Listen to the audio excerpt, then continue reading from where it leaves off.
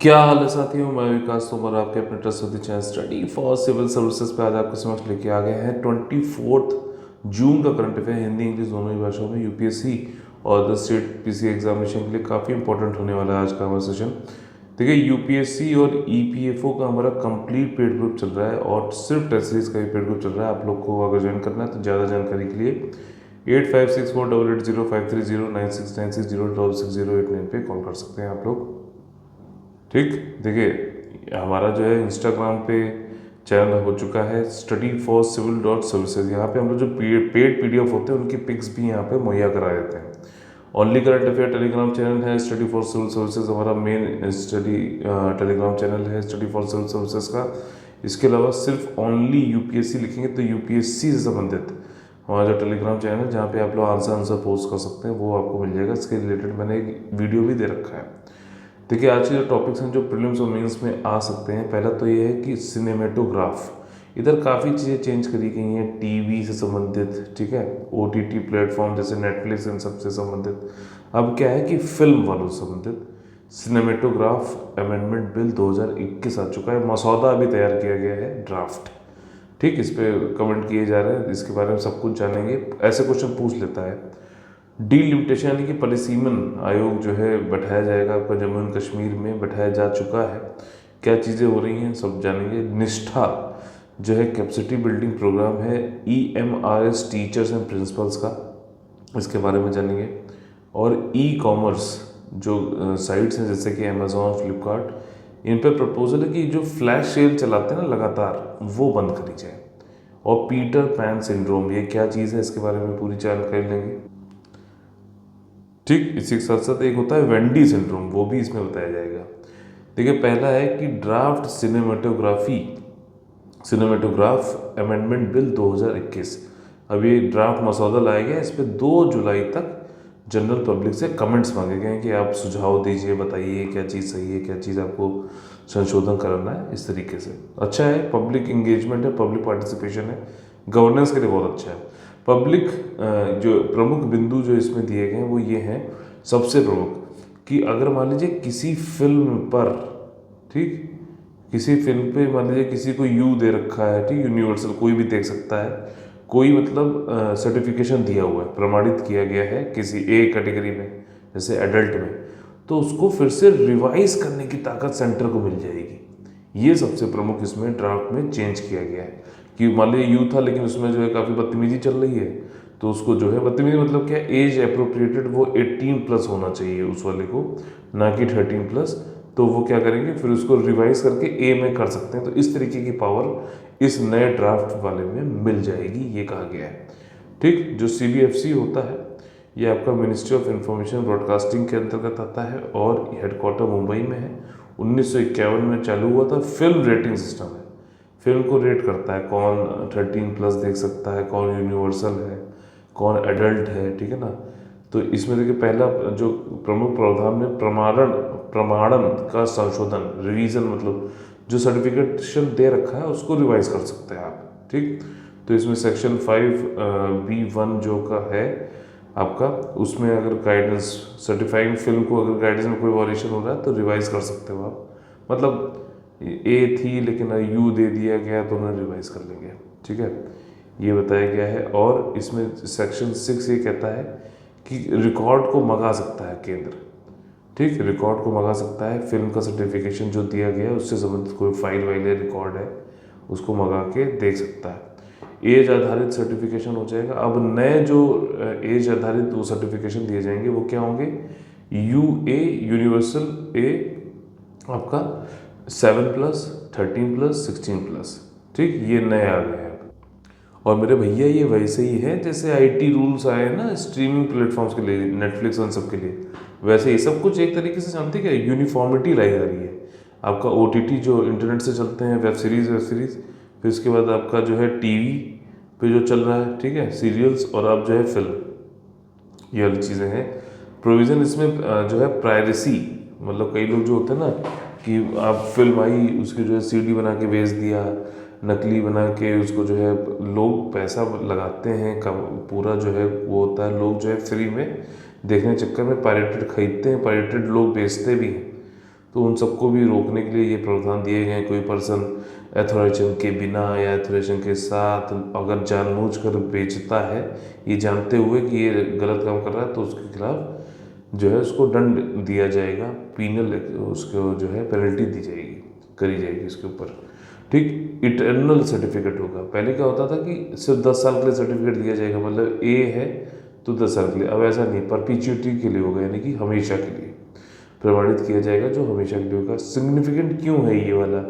देखिए अभी क्या हो रहा है कि आपका एक और चीज़ में मसौदे में बताया गया है कि फिल्म सर्टिफिकेशन एपेलेट ट्रिब्यूनल एक था, ठीक, न्यायाधिकरण था, उसको एबॉलिशन कर दिया गया है, उन्मूलन हो गया है। अब क्या है कि अब फिल्म मेकर जा नहीं पाते हैं इनके पास अपील करने के लिए। कोई सर्टिफिकेट दिया गया, मान लीजिए किसी को ए दे दिया गया, ए दे दिया गया तो 18 साल से कम बच्चे देख नहीं पाएंगे, तो इससे जनता कम हो रही है ना, तो वो फिर अपील कर देते थे, जाते थे central film certificate appellate tribunal के पास में।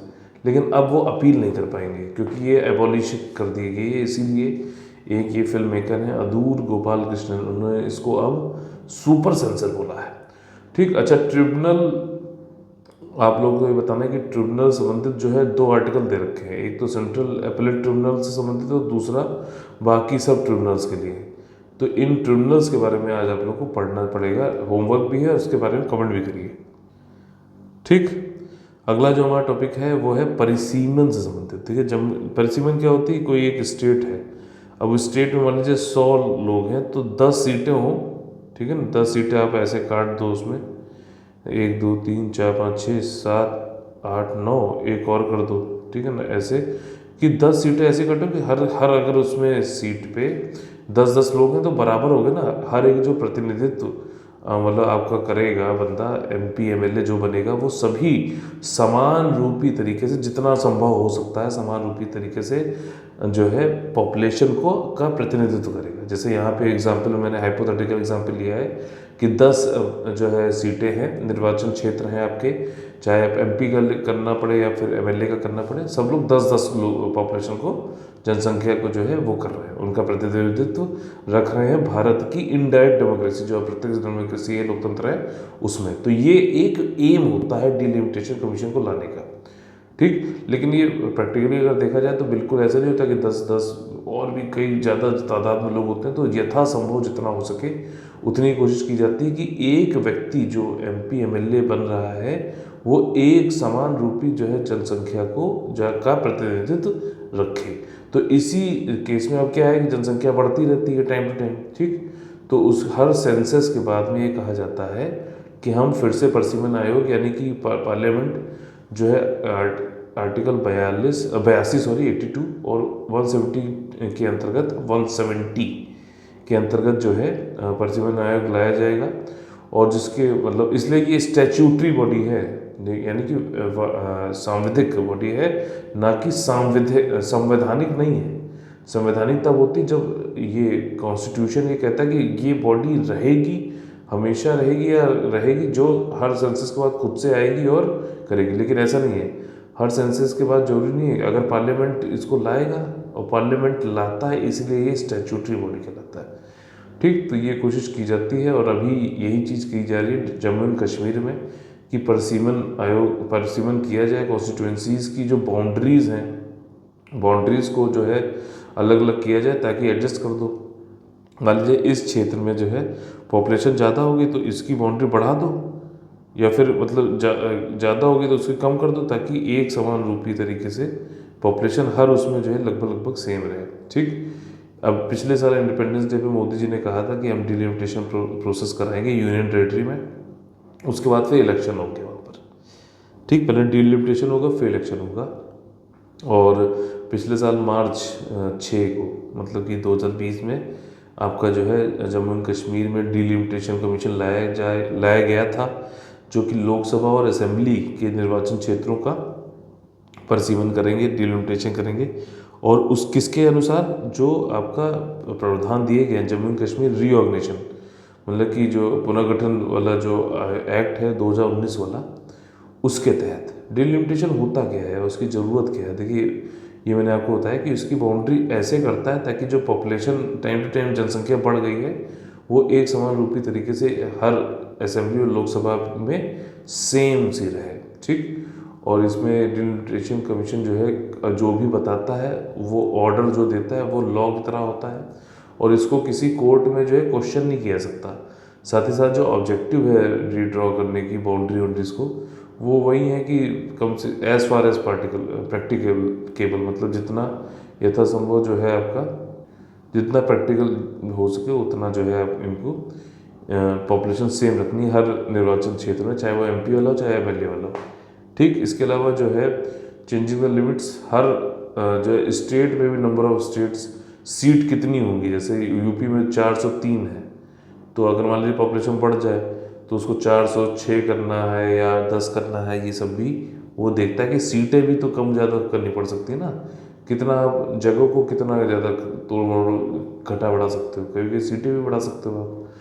तो डिलिमिटेशन होता कैसे है, 82 आर्टिकल के अंतर्गत पार्लियामेंट जो है डिलिमिटेशन एक्ट के अंतर्गत बनाकर एक हर सेंसस यानी आपका जनगणना के बाद एक डिलिमिटेशन कमीशन लाया जाता है।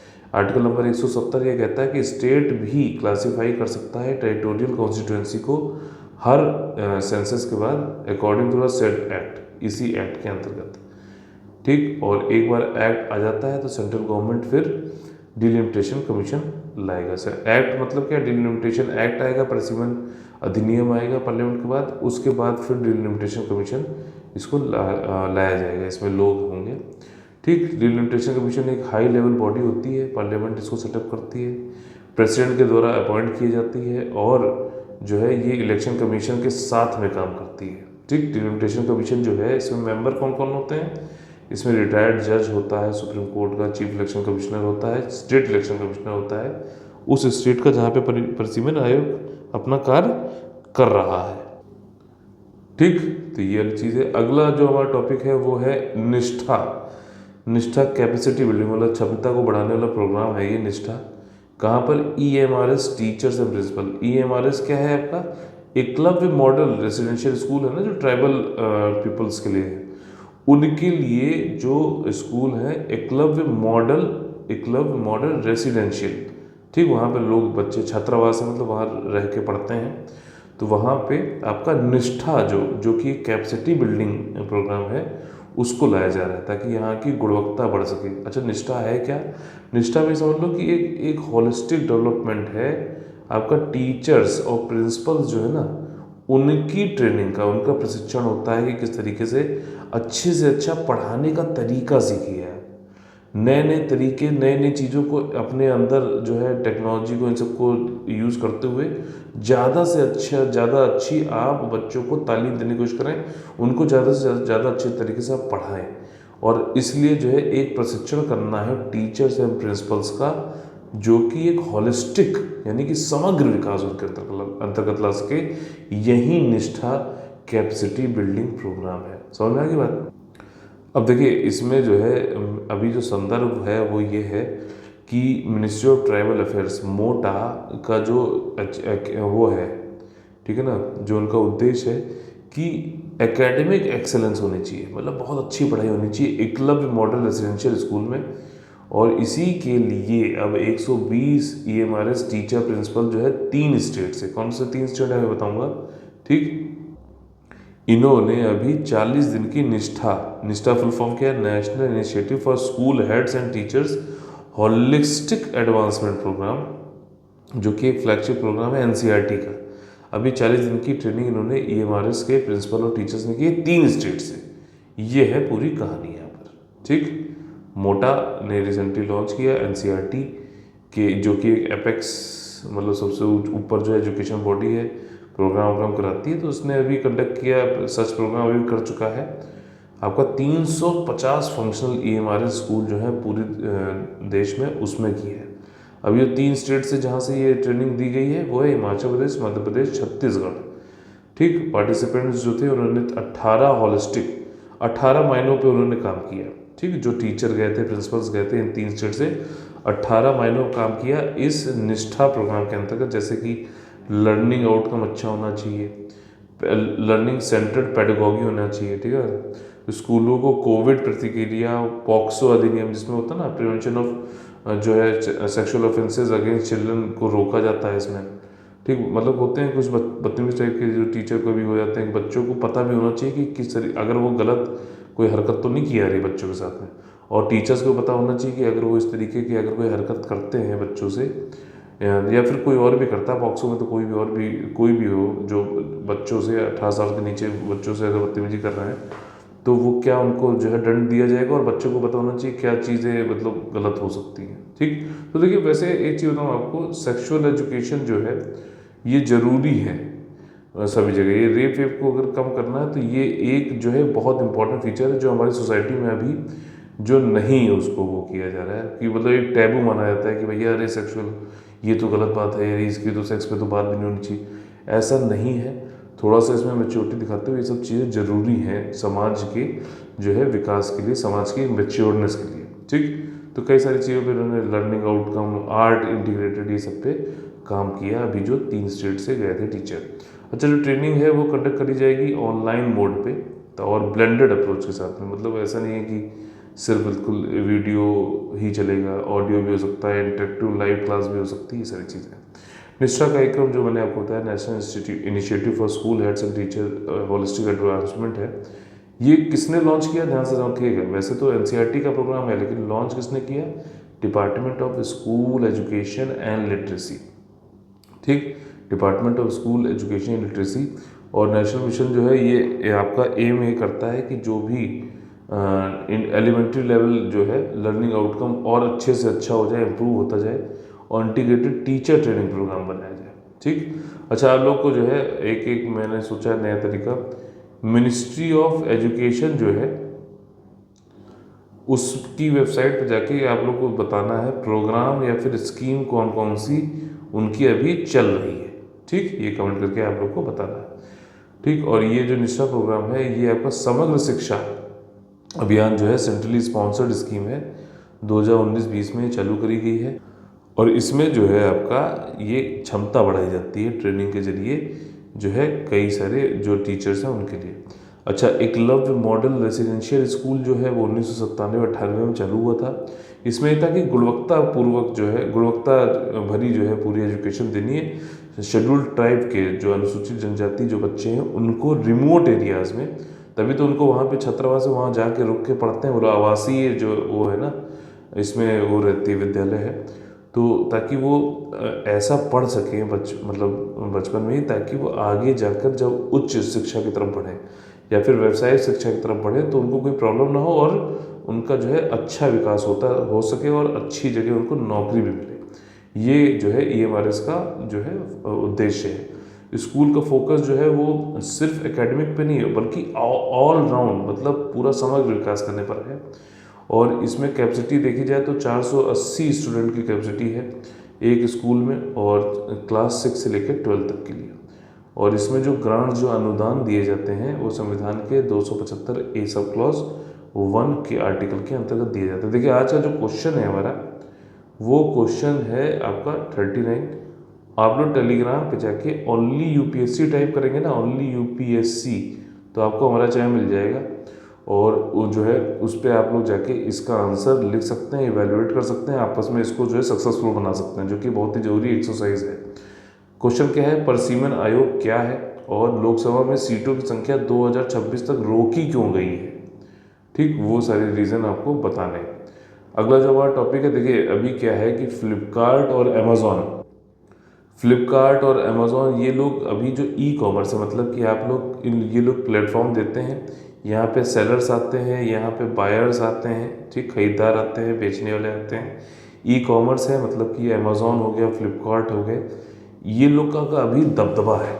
ठीक है, आप वेबसाइट पे जाते हो, एप्लीकेशन पे जाते हो, सामान देखते हो जो सेलर्स ने डाल रखा है, और बायर जो है बायर के तरीके से आप खरीद सकते हो। अब इसमें कई सारी चीज़ें हैं।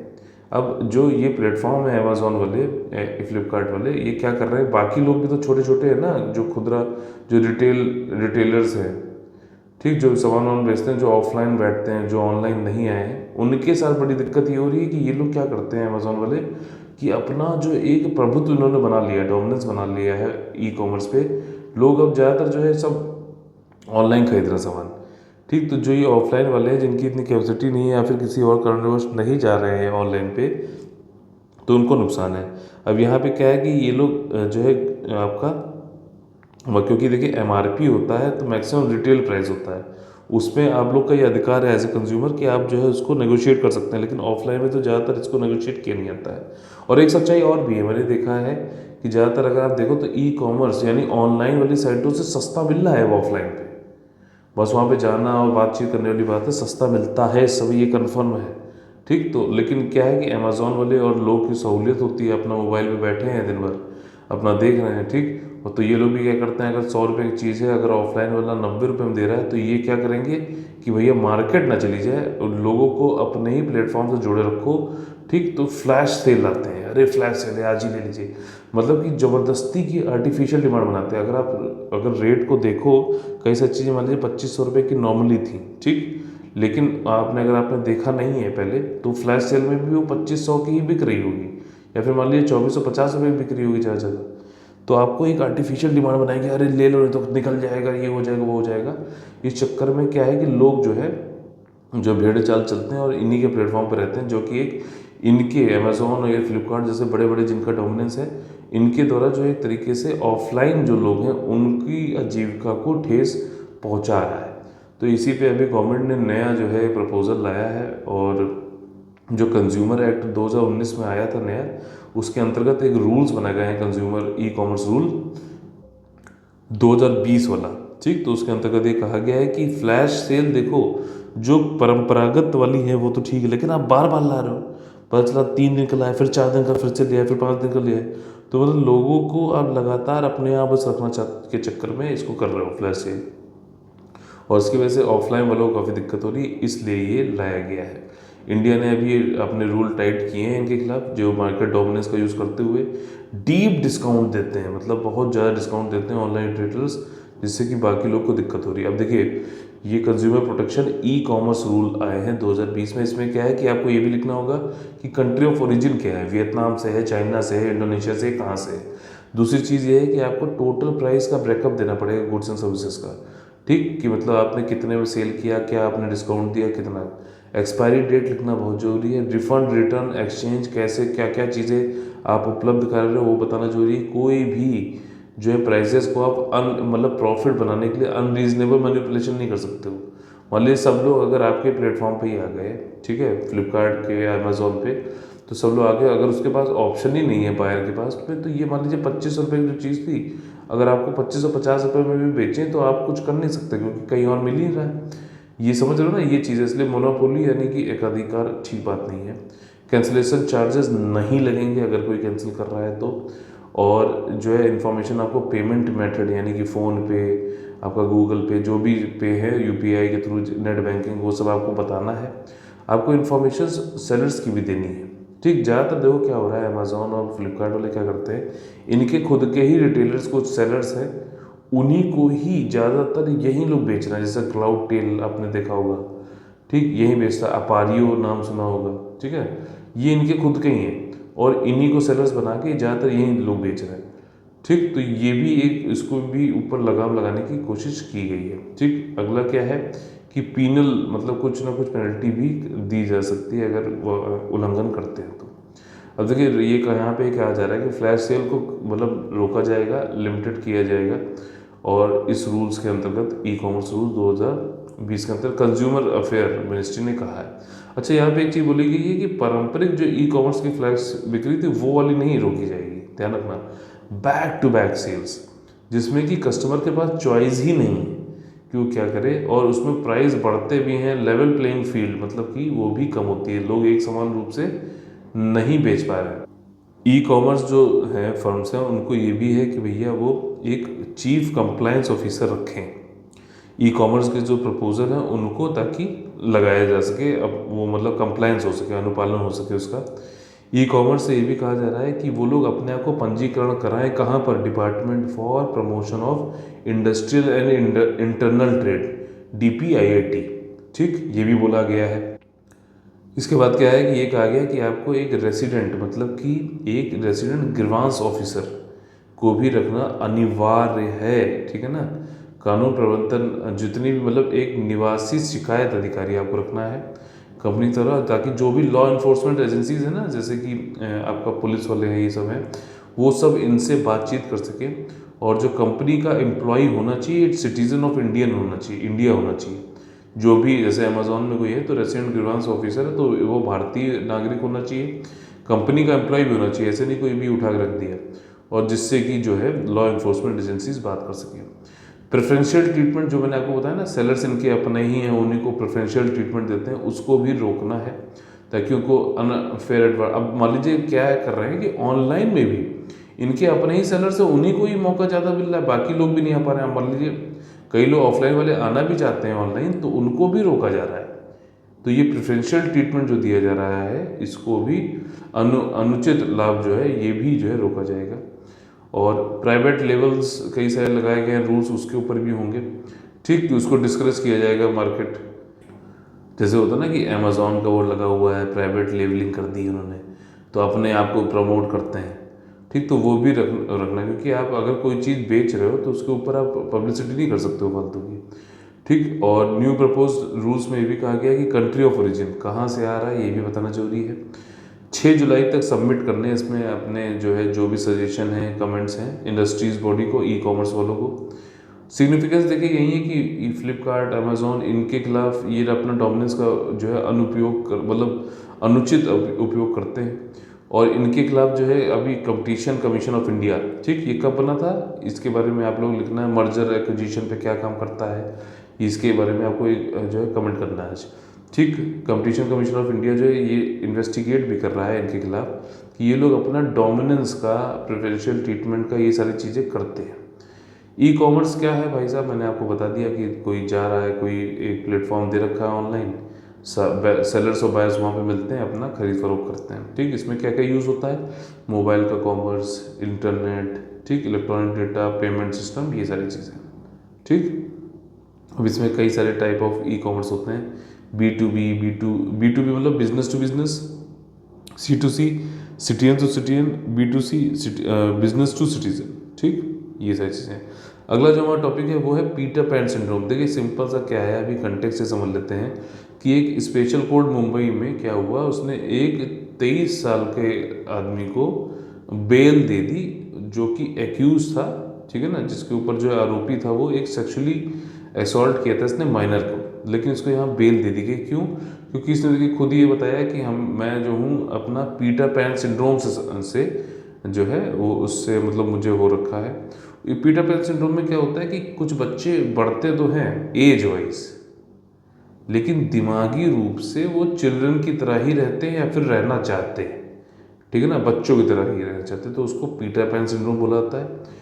ये कॉमिक कैरेक्टर है, उसके बारे में तो नहीं जानेंगे, सिंपल सी बात समझ लेते हैं। दूसरी तरफ उसी कॉमिक कैरेक्टर में पीटर पैन के साथ में एक थी वेंडी, ठीक है ना। वेंडी जो है इस सिंड्रोम में क्या होता है कि ये बच्चे तो हैं लेकिन ये ज़्यादातर मदर मतलब कि ओवर मैच्योर एक्ट करते हैं ये, ठीक है ना, तो ये वेंडी सिंड्रोम बोला जाता है।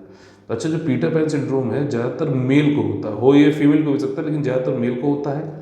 वेंडी वाला जो है इसका जस्ट उल्टा है, इसमें क्या है कि बच्चा है लेकिन वो एक ज़्यादा मैच्योर जो है व्यक्ति की तरह कर रहा है और ज़्यादातर ये मॉम बनेंगी और इस तरीके से।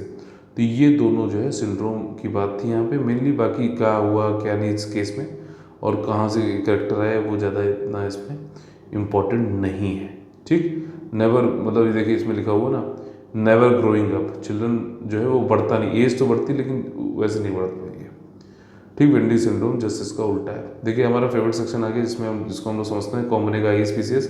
इसमें पहला क्वेश्चन ये है कि ब्लैक सॉफ्ट सेल टर्टल जो है इसके बारे में कुछ कथन दिए हुए हैं, ट्रू बताना है। देखिए फ्रेश वाटर स्पेशीज होती है टर्टल की, ठीक। ऑलरेडी जो है जल निकाय है, बिल्कुल सही बात है। IUCN ने इसको क्रिटिकली इंडेंजर्ड बताया 2021 वाली लिस्ट में। तो अब देखो ये इंपॉर्टेंट है, ये न्यूज़ में भी चल रहा है, ठीक। और ये सिर्फ ब्राज़ील और अफ्रीका में पाया जाता है, नहीं नहीं नहीं नहीं, ये आसाम और ये इधर पाया जाता है। थर्ड स्टेटमेंट गलत है, तो तीसरा ये गलत होने की वजह से ए ऑप्शन हो जाएगा यहाँ पर सही। ये देखिए अभी बहुत ज़्यादा इंपॉर्टेंट हो गया है soft shell, black soft shell turtle. क्यों? क्योंकि अभी इसको देखा गया ब्रह्मपुत्र की रिवर ड्रेनेज में आसाम में। उससे पहले सोचा जाता था कि ये भैया जंगलों में खो चुका है, विलुप्त हो चुका है, ठीक।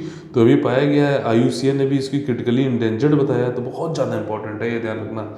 और आसाम नॉर्थ ईस्ट में पाया गया तो और ज़्यादा इंपॉर्टेंट हो जाता है।